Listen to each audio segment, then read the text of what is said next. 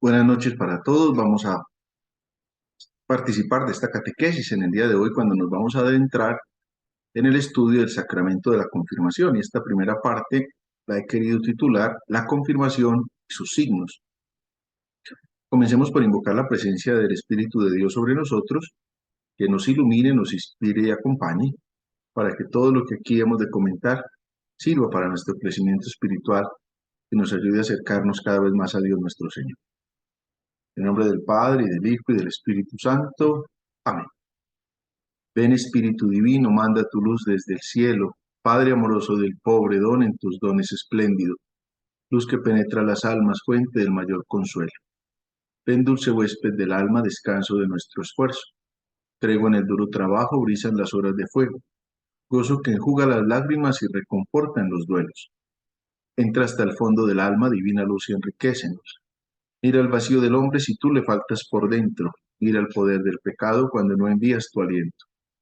Riega la tierra en sequía, sana el corazón enfermo, lava las manchas. Infunde calor de bien el hielo, doma al espíritu indómito, guía al que tuerce el sendero. Reparte tus 7 dones según la fe de tus siervos, por tu bondad y tu gracia, dale al esfuerzo su mérito. Salva al que busca salvarse y danos tu gozo eterno. Amén.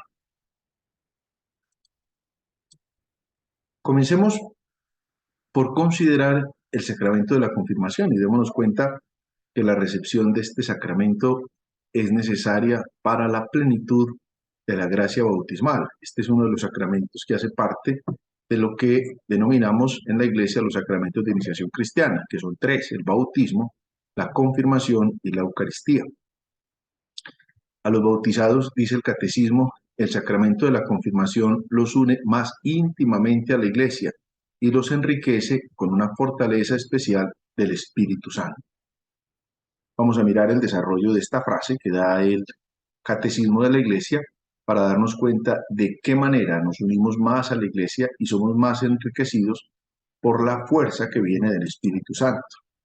Si nosotros pensamos el sacramento de la confirmación en la economía de la salvación, podemos considerar como 4 momentos especiales. El primero hace referencia al mundo de los profetas que anunciaron que el Espíritu del Señor reposaría sobre el Mesías esperado. Si nosotros leemos al profeta Isaías, en el capítulo 11, versículo 2, dice el profeta Isaías: reposará sobre él el Espíritu de Yahvé, espíritu de sabiduría e inteligencia, espíritu de consejo y fortaleza, espíritu de ciencia y temor de Dios. ¿Para qué? Para realizar la misión salvífica que Cristo, el Mesías, debe realizar. De hecho, en Lucas, en el capítulo 4, versículos del 16 al 22, es un episodio en el que el Señor hace lectura de un texto del profeta Isaías en la sinagoga y dice: el Espíritu del Señor está sobre mí porque me ha ungido para anunciar a los pobres la buena nueva, me ha enviado a proclamar la liberación a los cautivos y la vista a los ciegos, para dar la libertad a los oprimidos y proclamar un año de gracia del Señor. El descenso del Espíritu Santo sobre Jesús en su bautismo, en el bautismo que realizó Juan en él, fue el signo de que él era el que debía venir, el Mesías, el Hijo de Dios. Se concedió la gracia del Espíritu Santo a lo largo de toda su vida y a lo largo de toda su misión. Esta plenitud del Espíritu no debía permanecer únicamente en el Mesías, sino que debía ser comunicada a todo el pueblo mesiánico. Y nosotros leemos en el profeta Ezequiel y en el profeta Joel, pero solo voy a leer el texto del profeta Ezequiel en el capítulo 36, versículos del 25 al 27, y dice Ezequiel: os rociaré con agua pura, y quedaréis purificados. De todas vuestras impurezas y de todas vuestras basuras os purificaré. Y os daré un corazón nuevo, infundiré en vosotros un espíritu nuevo. Quitaré de vuestra carne el corazón de piedra y os daré un corazón de carne. Infundiré mi espíritu en vosotros y haré que os conduzcáis según mis preceptos y observéis y practiquéis mis normas. Fíjese que hay una promesa sobre el pueblo mesiánico, es decir, sobre el pueblo que sigue a Jesús, la promesa de que Dios infundirá en su pueblo el Espíritu, y ese Espíritu hará que nosotros caminemos según los preceptos del Señor y observemos y practiquemos las normas que el Señor nos va a mostrar. Llenos del Espíritu Santo, los apóstoles van dando continuidad a la obra salvífica de Dios. Y ellos, en cumplimiento de la voluntad de Cristo, comunicaban a los recién bautizados, mediante la imposición de las manos, el don del Espíritu Santo. Ese estaba destinado a completar la gracia del bautismo. Nosotros leemos, por ejemplo, en el libro de los Hechos de los Apóstoles, en el capítulo 8, versículos del 15 al 17. Estos bajaron y oraron por ellos para que recibieran el Espíritu Santo, pues todavía no había descendido sobre ninguno de ellos. Únicamente habían sido bautizados en el nombre del Señor Jesús. Entonces les imponían las manos y recibían el Espíritu Santo. Es esta imposición de las manos, que vamos a ver que es un signo importante dentro del sacramento de la confirmación, en la cual la Iglesia considera el origen del sacramento de la confirmación, el cual perpetúa, digámoslo así, en cierto modo, la gracia de Pentecostés. Y para mejor significar el don del Espíritu Santo, se añadió a la imposición de las manos que acabamos de mencionar una unción con el óleo perfumado, que se va a denominar el crisma. Esta unción es la que ilustra o nos da el nombre de cristianos, que significa ungidos, que tiene su origen en el nombre de Cristo, al que Dios ungió con el Espíritu Santo. Este rito de la unción existe entonces hasta nuestros días. Tanto así, fíjense ustedes que la unción con el crisma en la Iglesia de Oriente se llama el sacramento de la crismación. Nosotros lo llamamos el sacramento de la confirmación en Occidente. En Oriente se llama el sacramento de la crismación. En Occidente el nombre de la confirmación sugiere que este sacramento al mismo tiempo confirma el sacramento del bautismo y robustece en nosotros la gracia del bautismo. En la iglesia primitiva, el sacramento de la confirmación está unido al sacramento del bautismo. Por eso lo encontramos en los textos de padres de la iglesia que hablan del sacramento doble, haciendo referencia al sacramento del bautismo y al sacramento de la confirmación. En la iglesia de Oriente, pues todavía se conservan unidos estos dos sacramentos. La crismación la hace el presbítero que hace el bautizo. Sin embargo, lo debe hacer con el óleo o crisma, o también llamado mirón, que es consagrado por un obispo. Sin embargo, en la iglesia de Occidente se han conservado los dos sacramentos, digámoslo así, separados, pero uniendo el sacramento del bautismo a la confirmación y reservando el sacramento de la confirmación a la figura del obispo. La verdad es que hoy día, por lo crecido que ha sido el pueblo de Dios en la iglesia de Occidente, pues el obispo tiene que asociar sacerdotes a que hagan la confirmación. Por eso muchas veces ustedes pueden ver que el ministro ordinario, como lo vamos a ver cuando hablemos del ministro, es el obispo. Sin embargo, hay en las diócesis, a veces, por ejemplo, en una diócesis tan grande como Medellín, hay sacerdotes, en el caso de Medellín son los vicarios que están destinados a cooperar en el nombre del obispo para celebrar este sacramento, porque no logra el obispo poder hacer la confirmación de todos los que van a recibir el sacramento de la confirmación. Pensemos entonces en dos realidades que nos ayudan a comprender este sacramento en el día de hoy.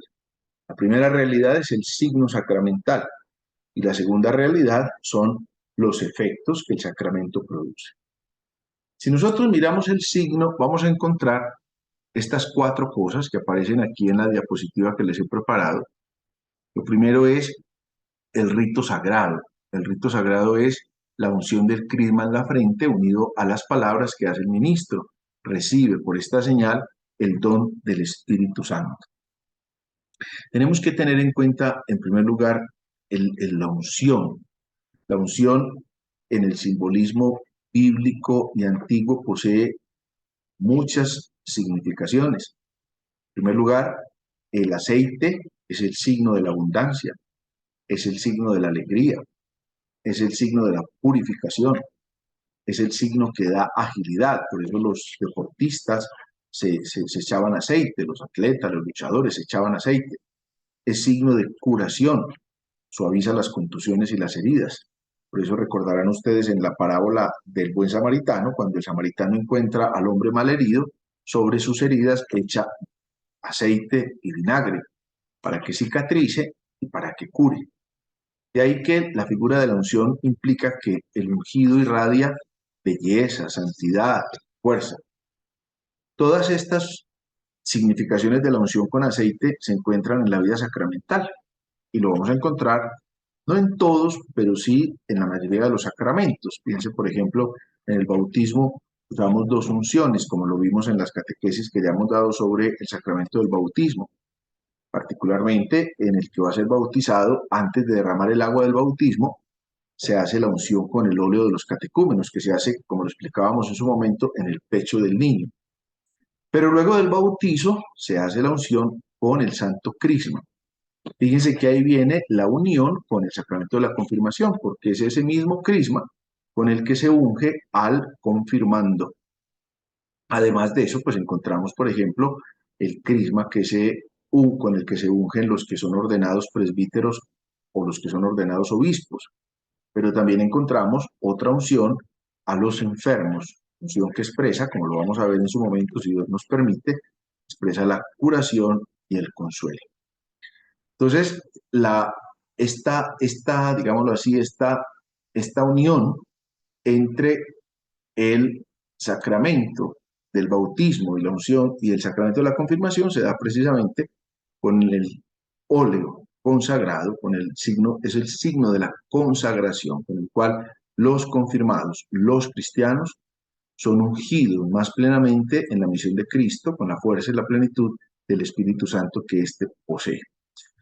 Por medio de esta unción, el confirmado recibe la marca, recibe el sello del Espíritu Santo.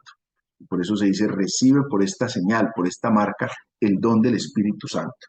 El sello es el símbolo de la persona, es el signo de su autoridad, es la propiedad. Pertenecemos a Dios eternamente. Por eso se hace en el bautismo, indicando con el santo crisma que esa persona que ha sido bautizada ya pertenece a Dios eternamente. Y con este sello del Espíritu Santo en el sacramento de la confirmación se marca la pertenencia total a Cristo. Dice la norma, está en el canon 880 del Código de Derecho Canónico, el sacramento de la confirmación se administra por la unción con el crisma en la frente, que se hace con imposición de la mano y por las palabras prescritas en los libros litúrgicos aprobados. Y la palabra es, recibe por esta señal el don del Espíritu Santo. Tenemos entonces en la materia remota que se usa, es el crisma. Acuérdense ustedes que en el bautismo la materia es el agua. En cambio aquí es el crisma. El crisma es signo del buen olor de Cristo que el confirmando está obligado a esparcir con sus obras. En la segunda carta de San Pablo a los Corintios, en el capítulo 2, versículo 15, dice: pues nosotros somos para Dios el buen olor de Cristo entre los que se salvan y entre los que se pierden. Hay que tener en cuenta aquí que el crisma es el óleo sagrado por el obispo en la denominada misa crismal, que está prescrita por el libro litúrgico para hacerse el Jueves Santo. Sin embargo, la norma permite, debido a que el Jueves Santo todos los sacerdotes están en sus parroquias y cumpliendo con sus tareas, que esa celebración, que debe hacerla el obispo en compañía de todos sus sacerdotes, pues se puede hacer en otro día distinto al Jueves Santo. En el caso de la Arquidiócesis de Medellín la hacemos el jueves inmediatamente anterior al Jueves Santo. Sin embargo, no es necesario que el aceite sea propiamente de oliva, basta que sea un aceite vegetal. En todo el caso, el aceite es consagrado por el obispo y a este aceite, de modo particular, antes de la consagración, se le derrama un perfume. Por eso, si ustedes tienen la ocasión algún día de encontrarse con las tres crismeras, que se llaman así, donde se depositan los óleos sagrados, van a olfatear y van a darse cuenta que el santo crisma tiene un olor especial debido a que al santo crisma se le mezcla el perfume de nardo. La materia próxima es la unción del crisma en la frente, que se hace con la imposición de la mano junto con la pronunciación de la fórmula sacramental. A semejanza de la ablución en el bautismo, y acuérdense que es de dos maneras, o por infusión o por inmersión, o sea, o el neófito se sumerge en la piscina, inmersión o por infusión, al neófito se derrama sobre su cabeza el agua del bautismo. Ese es en el caso del bautismo. En la confirmación, la materia próxima es la unción del crisma en la frente, que se hace unido a la imposición de las manos, por lo que ya explicábamos ahora, como signo de la transmisión del Espíritu Santo. Y a eso, pues se une también cuándo es el lugar, cuál es el momento. Y entonces dice el canon 881 del Código de Derecho Canónico, como norma, es normal y conveniente que se celebre en una iglesia y dentro de la misa. De este modo, pues se significa mejor el itinerario de la iniciación cristiana que va a tener su culmen en la Eucaristía. En todo caso, por causa justa y razonable, puede celebrarse el sacramento de la confirmación fuera de la misa y en cualquier lugar digno. Recordarán también que este es un sacramento que podrá recibirse en peligro de muerte, tanto puede ser dado en un hospital o en una casa a quien está experimentando pues un momento así del final de su vida y que por uno u otro motivo no ha sido confirmado. Entonces ahí tenemos nosotros el signo sacramental. Pero recordarán que cuando hablamos en la primera catequesis sobre los sacramentos y los sacramentales, hacíamos alusión a que en el sacramento el signo sacramental representa una realidad, no es solamente un signo sin realidad, al contrario, es un signo que significa. El signo que se hace produce realmente un efecto. En el caso del bautismo, recordarán que Juan bautizaba con agua. Sin embargo, él era consciente que ese bautismo que él hacía, hablo de Juan el Bautista, que ese bautismo que él hacía era simplemente un sacramental, no era un sacramento. Por eso Jesucristo no recibe el sacramento del bautismo. Jesucristo recibe un sacramental. Acabamos de pasar el miércoles de ceniza. La ceniza no es un sacramento, la ceniza es un sacramental. Los sacramentales son signos que muestran que hay una disposición. Por ejemplo, el signo del miércoles de ceniza, la ceniza en la cabeza, es un signo del que deseamos hacer penitencia, de que deseamos hacer un camino de conversión, de que deseamos emprender un camino cuaresmal. Por eso es un sacramental. En cambio, el signo del sacramento tiene realmente una eficacia, produce algo en mí.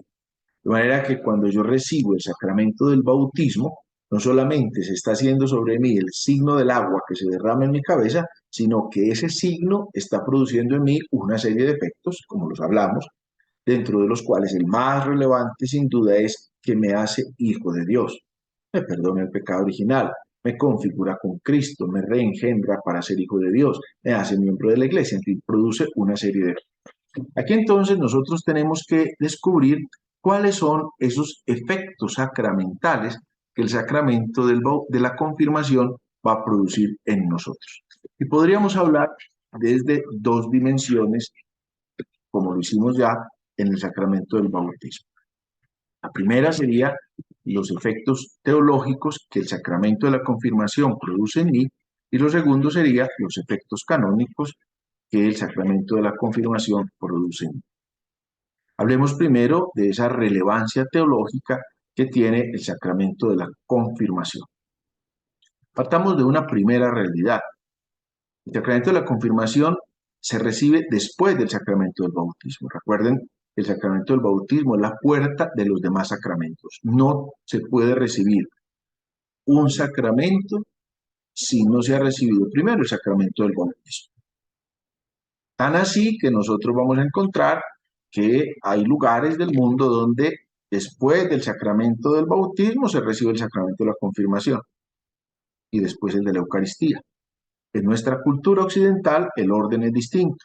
Después del sacramento del bautismo se recibe el sacramento de la Eucaristía, lo llamamos como primera comunión porque es la primera vez que se recibe, y luego el sacramento de la confirmación. El sacramento de la confirmación está destinado a perfeccionar y completar la gracia y el carácter del bautismo. Está fuertemente unido al sacramento del bautismo. Por eso la recepción del sacramento de la confirmación es absolutamente necesaria para la plenitud de la gracia bautismal. ¿Por qué? Porque los bautizados, por medio del sacramento de la confirmación, van a estar unidos más íntimamente a la iglesia y los enriquece con la fortaleza especial del Espíritu Santo. Tanto así que por el sacramento de la confirmación nos vinculamos más estrechamente a la iglesia, nos enriquecemos con la fuerza del Espíritu Santo y por tanto quedamos más obligados, porque digámoslo así, ya somos adultos en la fe, quedamos más obligados a difundir y a defender la fe de palabra y de obra como verdaderos testigos de Cristo. Recordemos cuál es la fuerza que el Espíritu de Dios derrama en nosotros. Ya hemos tenido ocasión de hablar mucho de las acciones del Espíritu Santo y pues hay una serie de catequesis que están también ahí en el canal de YouTube y ustedes la pueden ver, donde hemos ido hablando uno a uno, por ejemplo, de los frutos del Espíritu. Podemos recordar que son como tres las esferas concretas en las cuales el Espíritu Santo opera en nosotros. Esas tres esferas son los dones del Espíritu Santo, que son 7, las virtudes del Espíritu Santo, que el Espíritu Santo nos da, que también son 7, fundamentalmente, son muchas más, pero fundamentalmente son 7, y los frutos del Espíritu Santo. Cuando hablamos de los dones, hablamos de los regalos que el Espíritu Santo suscita en el alma de nosotros. Y sabemos que son 7, sabiduría, entendimiento, ciencia, consejo, fortaleza, piedad y temor de Dios. Los dones que el Espíritu da son las gracias que permanecen en nosotros. Sin embargo, recuerden ustedes que esos dones, cuando se comparten, cuando se transmiten, se convierten en carismas, es decir, cuando se dan al otro. Si bien es cierto que los primeros destinatarios del don del Espíritu Santo somos cada uno de nosotros que lo recibimos, en cierta medida los recibimos también para compartirlos y para transmitirlos. Compartirlos a los demás dándolos. Ahí viene entonces cada uno de esos 7 dones y cada uno de nosotros está llamado a ver cómo está haciendo vida esos dones que el Espíritu Santo nos da. Cuando hablamos de las virtudes que también nos da el Espíritu Santo, recuerden lo que el Catecismo dice con relación a la virtud. La virtud es la capacidad de elegir el bien y evitar el mal. Por tanto, la virtud es la que nos ayuda a tomar las decisiones fundamentales en nuestra vida. La virtud es la que nos permite el ejercicio de la recta deliberación, de las cosas que nosotros tenemos que hacer. La virtud es la que nos permite elegir lo que conviene para nuestra salvación y rechazar lo que la evita. Y dentro de esas virtudes, el catecismo nos presenta 2 categorías. Una primera categoría, las denominadas virtudes teologales, que son la fe, la esperanza y la caridad. Teologales porque de Dios viene, se complementan. Y luego San Pablo advierte que la fe y la esperanza pasarán, pero el amor no terminará jamás, porque una vez que ya estemos en Dios, ya no necesitaremos esperar nada más y ya no necesitaremos más fe porque estaremos en Dios, pero el amor permanecerá. Y luego vienen las 4 virtudes que el catecismo denomina cardinales, es decir, las 4 virtudes humanas esenciales. Sin duda, las virtudes humanas son muchísimas, no las sabría yo contar, pero dentro de todas esas virtudes humanas, el catecismo escoge 4, que son las que se apoyan, en las que se apoyan las otras, sin duda. Todas las virtudes humanas se apoyan en las virtudes teologales, pero estas 4 virtudes llamadas cardinales son las fundamentales para comprender el resto de las virtudes, y esas son la justicia, la prudencia, la fortaleza y la templanza. De todas esas virtudes también en un cierto momento hemos dedicado una catequesis a trabajar cada una de ellas, valdría la pena que la retomáramos para recordar cuáles son las realidades que cada una de esas virtudes perfecciona en nuestra vida. Y además de los dones y las virtudes, también se habla de los frutos del Espíritu Santo. Los frutos son esas perfecciones que vamos generando en nosotros. Acuérdense que por sus obras, por sus frutos los conocerán. Incluso una de las exclamaciones que hacen, bendito el fruto de tu vientre, es decir, lo que tú has hecho, eso es lo que ves. La manera de demostrar que somos cristianos es en el ejercicio mismo de esos frutos que estamos dando. ¿Qué clase de cristianos somos? Está reflejado en la clase de frutos que nosotros damos. Sin embargo, aún en eso nos viene la ayuda del Espíritu Santo. Y recuerden que el catecismo nos enseña que los frutos del Espíritu Santo son 12: bondad, benignidad, caridad, continencia, castidad, gozo, fidelidad, longanimidad, mansedumbre, modestia, paciencia y paz. De cada uno de esos frutos del Espíritu Santo también hemos hablado en una catequesis destinada a cada uno de ellos y nos puede ayudar a comprender esa realidad. Entonces, dentro de esos efectos teológicos viene esa fuerza que el Espíritu Santo hace en nosotros, que no es como un corrientazo de momento, sino que es un ejercicio permanente de la acción del Espíritu en nuestra propia vida. Por otra parte, dentro de estos efectos teológicos también hemos de descubrir que el sacramento de la confirmación imprime carácter, es decir, es uno de los sacramentos que no se repiten. Recuerden que hay 3 sacramentos que no se repiten. ¿Por qué? Porque imprimen carácter. Esos 3 sacramentos son el sacramento del bautismo, el sacramento de la confirmación y el sacramento del orden. No se repiten. Una vez que se reciben, ya se recibieron para toda la vida, marca el alma. Pero en ese sentido profundo del sacramento de la confirmación que imprime carácter, encontramos que por medio de este sacramento avanzamos por el camino de la iniciación cristiana, es decir, nos vinculamos más perfectamente a la vida de la iglesia, nos obliga de palabra y de obra al sentido de la comunidad. No podemos considerar el sacramento de la confirmación desligado de la comunidad. Estamos fuertemente vinculados a la eclesialidad. Ya el sacramento del bautismo nos había hecho hijos de la iglesia y por consiguiente hermanos. Podemos decir que el sacramento de la confirmación entonces nos configura como miembros activos de ese pueblo de Dios que tiene por cabeza a Cristo, pueblo de Dios que tiene por condición la dignidad y la igualdad de los hijos de Dios, pueblo de Dios que tiene por mandamiento el mandamiento del amor y pueblo de Dios que tiene como finalidad la salvación de las almas. Fíjese que esa vinculación con la iglesia es una realidad ontológica, es decir, involucra todo mi ser queda involucrado en ese sentido eclesial. Uno de los elementos fuertes que tenemos que trabajar en este sentido, porque particularmente en esta crisis de sociedad que nosotros estamos viviendo, una de las cosas que se evidencia es precisamente la no pertenencia. No me siento perteneciente a nada y lastimosamente, incluso muchas veces, a la vida de la iglesia.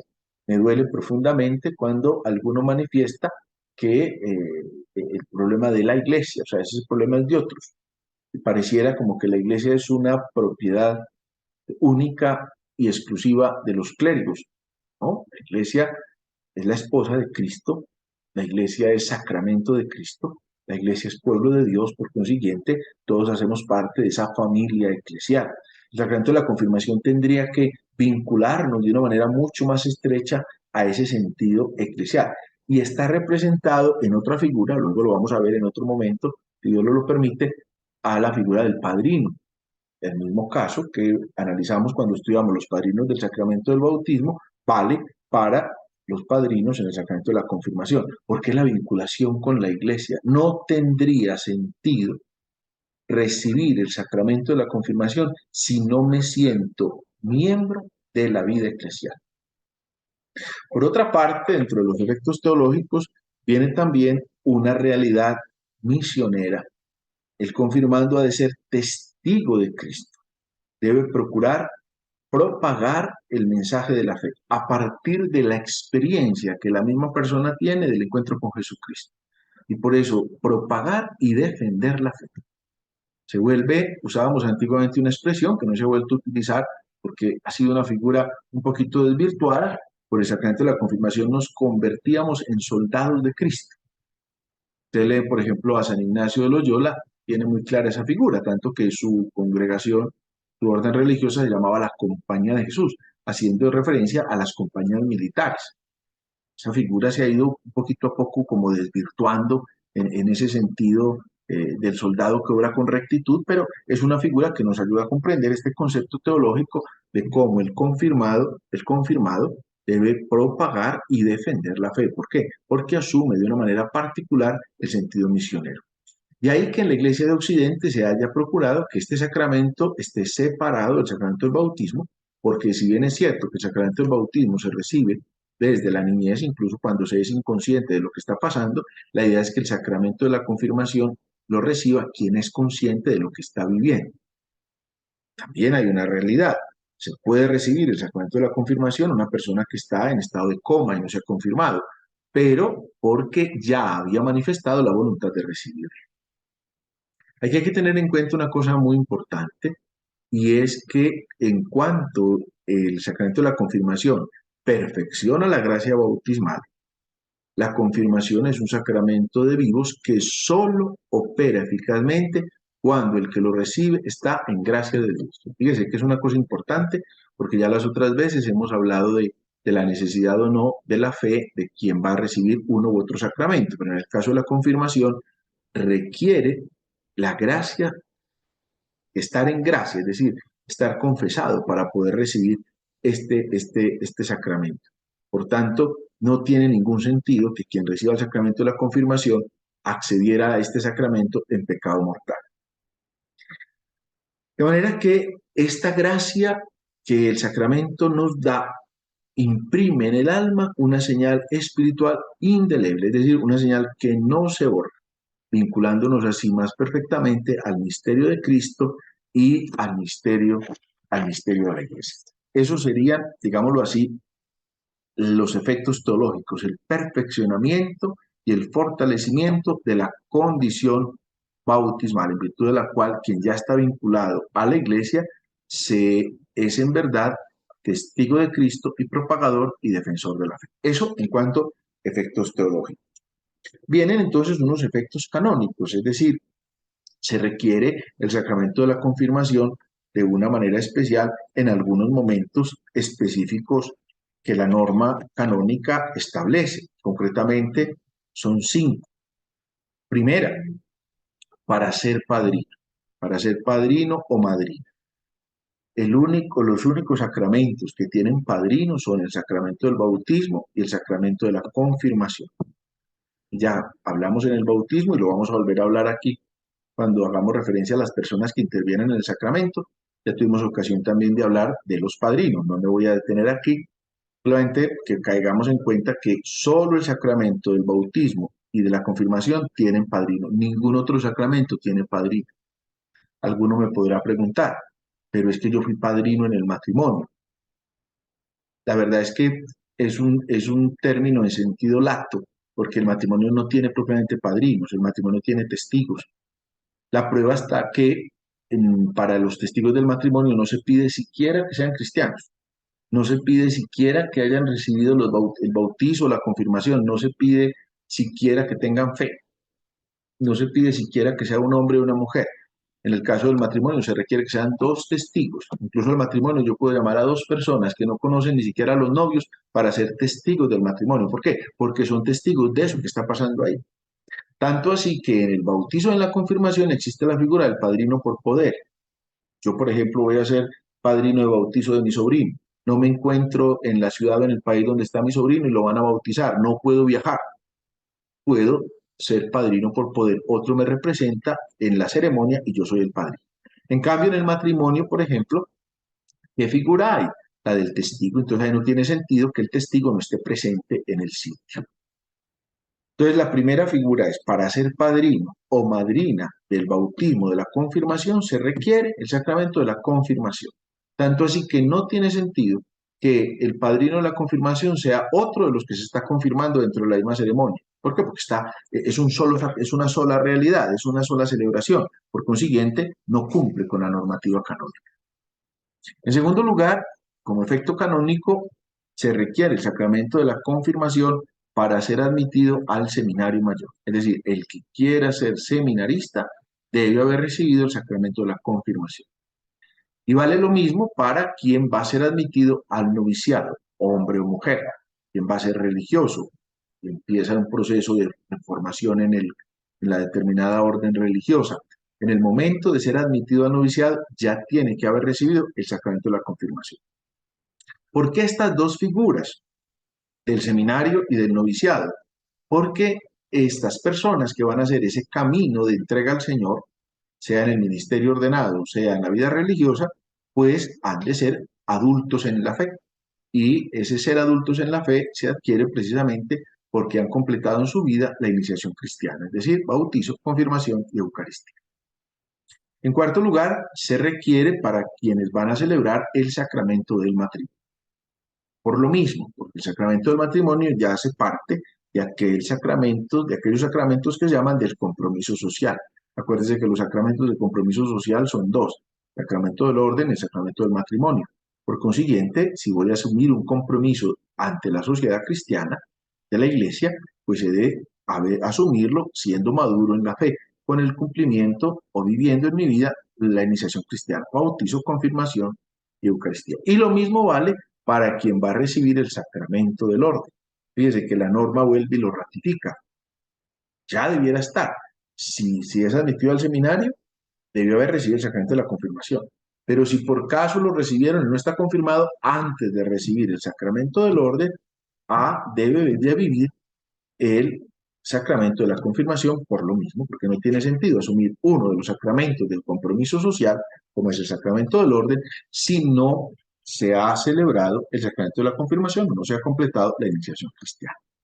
Vemos pues entonces que tenemos con este signo del sacramento de la confirmación una serie de efectos teológicos y una serie de efectos canónicos. Pero todos ellos nos tienen que llevar a nosotros al ejercicio de la plenitud del sacramento, viviéndolo a conciencia, tomando conciencia de lo que nosotros somos. En una próxima catequesis vamos a hablar entonces propiamente de el ministro del sacramento de la confirmación y de las otras personas que participan, es decir, del sujeto que recibe el sacramento de la confirmación y de quien haga las veces de padrino o madrina dentro de ellos. Eso será la próxima semana, si Dios nos lo permite. Terminemos encomendándonos al Señor, que derrame Él sobre nosotros su gracia y bendición. En el nombre del Padre, y del Hijo, y del Espíritu Santo. Amén.